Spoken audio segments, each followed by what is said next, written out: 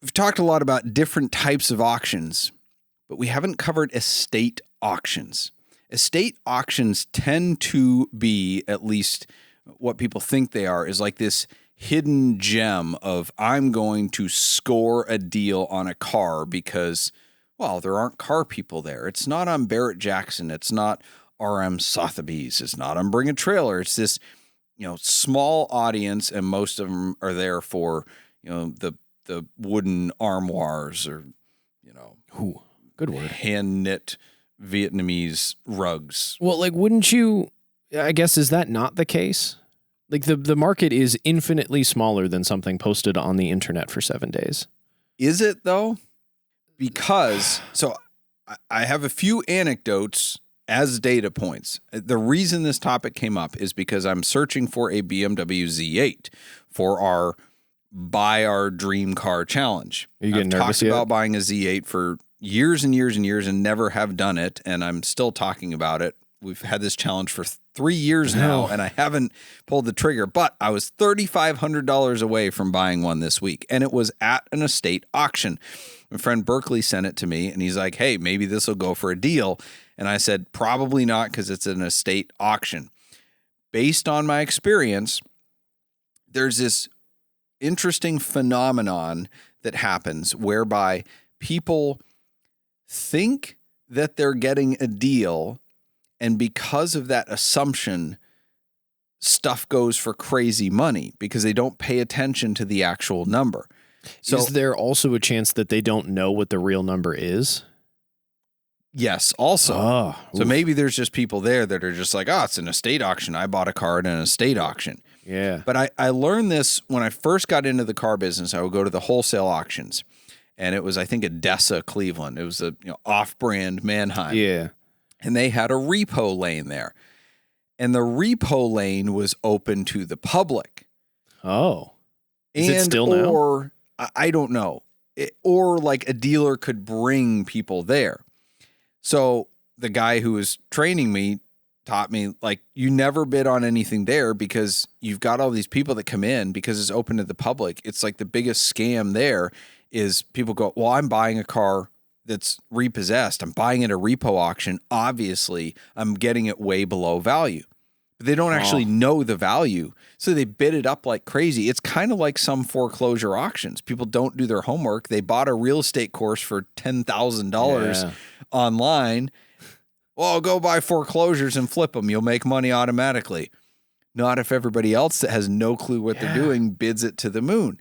So we would never even go to the repo lane because it's just like stuff would sell for over retail. So it's like people were scamming themselves. God.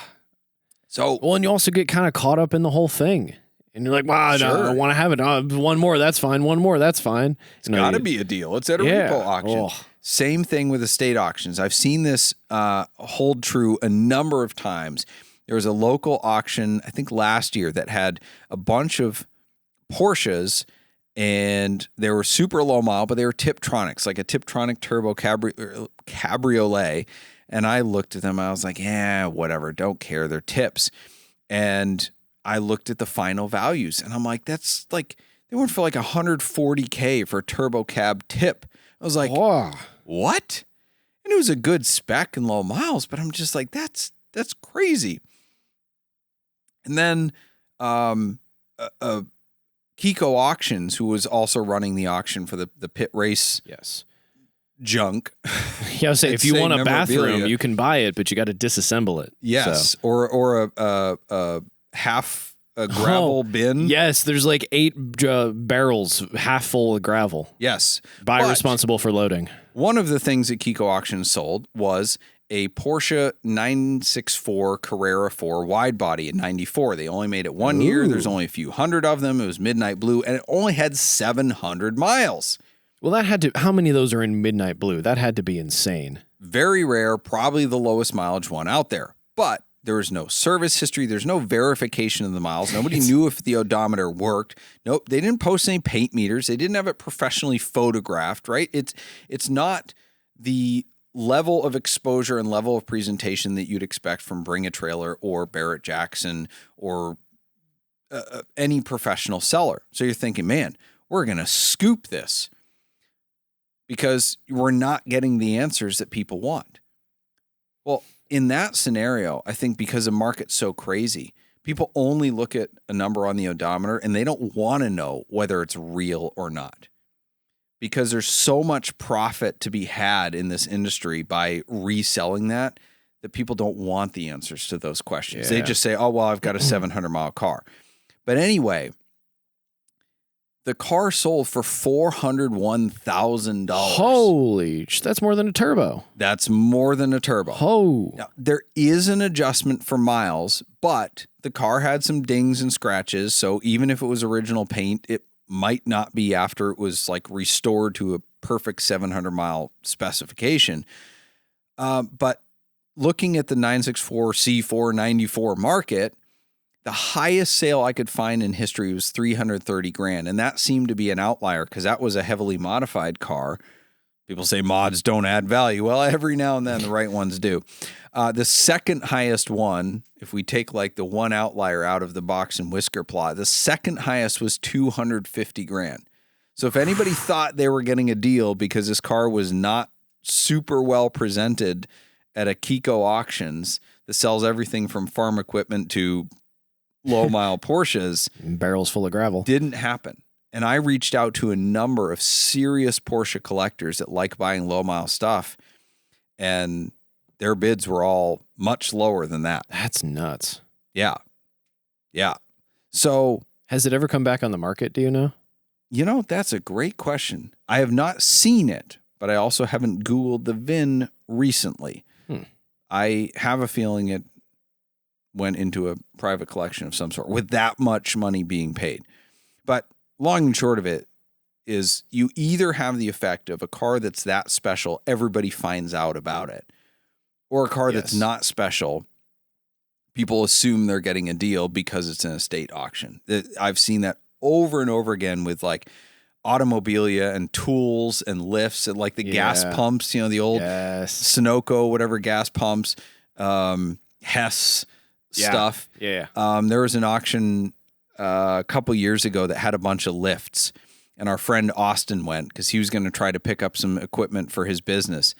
And the lifts went for more than you could buy one new. And why?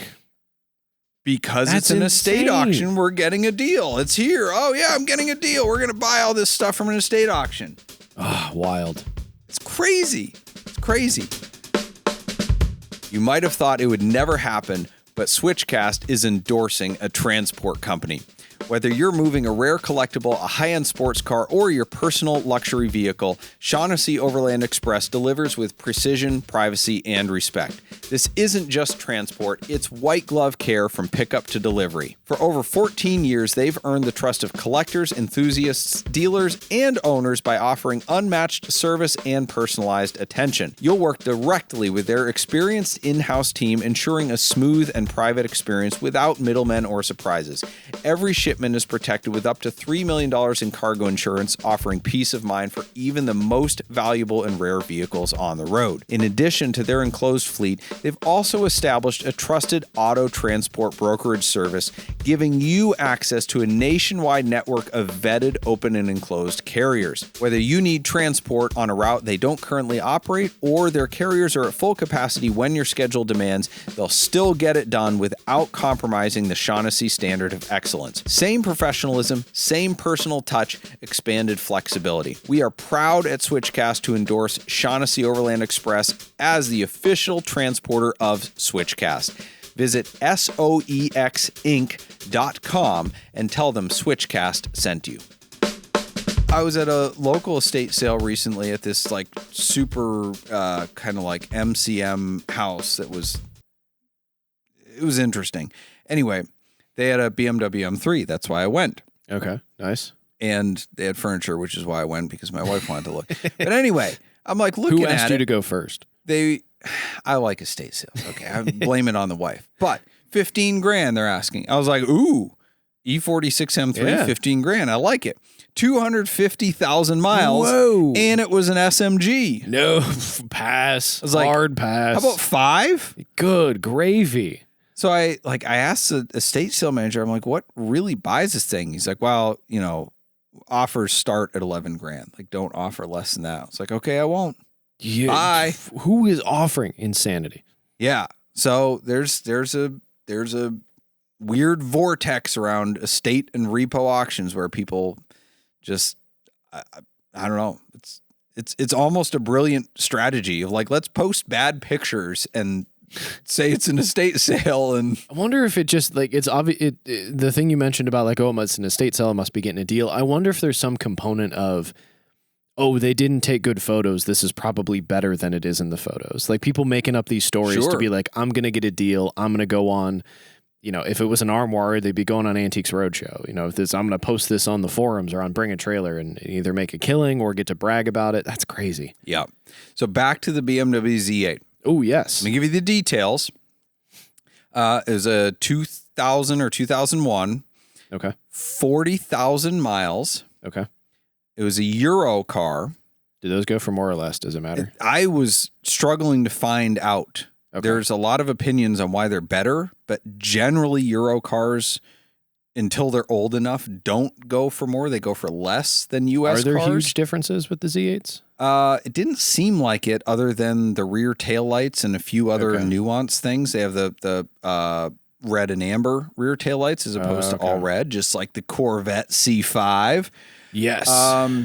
Silver on black, which is, in my opinion, the least desirable color combination, most common. It's definitely the least desirable for me, but it is a single owner car. So, well, he was married, but it was one owner since new. So that person imported it, full service records, hadn't had the performance package installed, but had all the accessories and stuff. So I'd looked at similar high mile cars and figured this was like a 140K car tops. But I wanted to be in it for less because it's not the color I wanted. Yeah. So it ended up selling for 129 grand plus 7% buyer's premium. Okay. So basically $138,000. So like not bad. Yeah. Of all the ones I've seen, I felt like this was the one that was maybe kind of a deal. It wasn't I stole this because it was an estate auction. Nobody's heard of it. Yeah. Somebody was in there that knew what Z8s were worth, but it actually didn't go for too much money. Like that was the right money for that car. Are you feeling like you missed out? No, because it's silver black. If it was a color I wanted, I would feel like I missed out. Okay. I went to 125.5 was my high bid. Okay. And I thought about bidding again, and I just said, no, I don't think it is. Because, you know, when I apply the difference between, okay, if I buy a 15,000 mile one, if I buy one with red interior, like, you know, you do all those things of you subtract 5% for it being Euro, you subtract 10% for it being black interior, subtract 10% for the miles, and all of a sudden you're up at, there was a 16,000 mile silver on red one that sold on Bring a Trailer, US car, a couple weeks ago for 163K. So at 140 for 40,000 mile silver black, that's not a savings over that silver red one. Yeah, and it's interesting that when you get to that level of car, you know, because I saw some similar stuff with GT3s. Like there was the gray one that had a lot of questions about it, listed for like 95 with 87,000 miles. And then you compare that to what then I paid for the white car, and it's like we are entirely different worlds. Absolutely. For not when you think in the big picture, price difference, not a huge amount of money. Absolutely. So all that said, I guess this doesn't disprove my point. This one was close enough to a deal to seem like a deal, but I've never seen anyone score anything at an estate auction. So be very careful. Do your homework before you go into these things. Don't assume you got a deal. But if you have gotten some great deals or seen some way outliers on the other side, I would love to hear your stories about those in the comments. So if you picked up something where everybody was sleeping at an estate sale, yeah, definitely interested to hear about that. Like a promoted estate sale, not. Well, and I think that's the difference, because I'm thinking like if it's like just signs on the side of the road, like nobody's going to know what's there, you could get a deal. But if it's online at Kiko, the sign it's going to get out somewhere, just like the storage auction where somebody had accidentally auction. Yeah, that's probably that's better. our rules for the game here. Yeah. But even that M3, that wasn't an estate auction. That was a locally promoted estate sale. They were just smoking something. Absolutely. All right, let's go to, I don't know if this falls under Shrewd Negotiator, but we're going to talk about a kit car because it's been a while since we made fun of kit cars for sale on Marketplace that said they were almost done, just needed brake pads or a battery or whatever. I even issued a challenge for people to find me one that was for sale that was actually completed. Don't we see too, like, needs a fuel filter? That's it. It'll be fine. That's like, it. how often do you Yeah. need to, or a fuel pump? Sorry, a fuel pump. How often do those go out? Fuel pump and a battery. I found a Factory 5 GTM roller, quote unquote, on Marketplace the other day.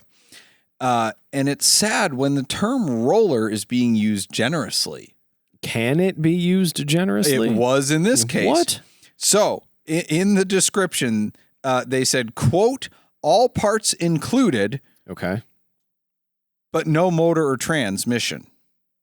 I mean, that's significant, but But roller. that's a roller. Okay. Right, but don't say all parts are included. Quote, needs new body, which I have. What is left? A fuel pump? He also said the kit alone sells for 25 grand. Now Okay. this GTM was asking 27, and after looking at the pictures, it looked to be slightly less than a kit. And I went on Factory What? 5's website to verify. Yes, you could have bought a kit for 25 grand. They don't have them in stock anymore. They no longer produce them. But the only thing separating a kit that you would buy from Factory 5 and this one was this guy had obtained axles and some of the suspension pieces and brakes because that's not included. But I feel like that's kind of the low-hanging fruit. Yeah. But he also had had less than a kit in other areas. Like if I could buy a new one for 25, why would I buy one that you've then like hacked up the body and needs more work than one that you just get out of the box? Doesn't make any sense. Yeah. From Factory 5's website, the GTM kit gives you everything you need to build your car except for running gear parts taken from a 97 to 04 Chevrolet C5 Corvette and a transaxle, which they often use a Porsche transaxle. Yeah. So, and in this description, he also said it used to be a running driving car featured on Top Gear. And he had pictures of it there. So he's literally gone backwards. He took a running driving car and then turned it into a kit that didn't have a motor or trans and needed the body installed and needs a new body, even though that's basically what the kit is the body. God, How do you go backwards that far? And that brings me to a question. Okay. Some listener had a great suggestion. They took your hot crazy matrix from last week. Yes. And they said we should make that a permanent thing, like the Top Gear board, and say like where like the do cool cars, wall. the cool wall, Yeah. where do cars fit on the hot crazy Okay. matrix? So kit cars. Just immediate no-go, no matter, or the danger zone. Like they're never in the good parts. You're always, because they never work, Doug. They're always in the like, wow, you're really reaching here. You've What made a about bad a choice. finished Superformance Cobra? Yeah, but you're not like, I feel like that's the fun zone. It's guilt free. You're not paying $1 million or $2 million for a real Cobra. You get all the fun. so don't you buy that finished though? Yes. Okay, so maybe that's the thing. If it's bought finished, you're golden. Because ones that you don't buy finished, you need to rely on somebody to actually complete, and they're not going to. Just like any project car never gets finished. And I think anyone on Marketplace that's half done, no-go zone. Yeah, no-go, absolutely. This Get one's in outta the here. no-go zone. Yes. 100%. Sorry, bro. Especially for 27 grand. Gosh. Well, they don't make it anymore, Doug. It's worth more. Soul and Spine wants everyone to have a higher quality of life. They specialize in non-surgical options for those who have been told that they need injections or surgery. They offer state-of-the-art techniques that help over 90% of patients become pain-free in just weeks. Starting with thorough medical history and comprehensive examination, you'll work one-on-one with Dr. Hoover to meet all your treatment goals. Their mission is to unleash your body's own healing potential to avoid drugs and surgery. Visit solinspine.com to learn more, located in Solon, Ohio. Thank you for joining us for Switchcast with Doug Tabbitt and Tyler Sanders, produced by Ethan Huffnagel. Switchcast is an automotive entertainment and opinion show, and nothing we say should be taken very seriously. We do not give tax, investment, legal, emotional, or professional advice, and the only licenses we hold are driver's licenses. The opinions expressed on this show are exclusively held by the people pontificating at that moment and do not reflect the values of our producers or sponsors. Our theme music is provided by Emily and Ivory. You can stream their full album on Spotify or SoundCloud. If you like this show, you can stream it in its entirety on your favorite audio podcast platform. Check out switchcast.live for more info.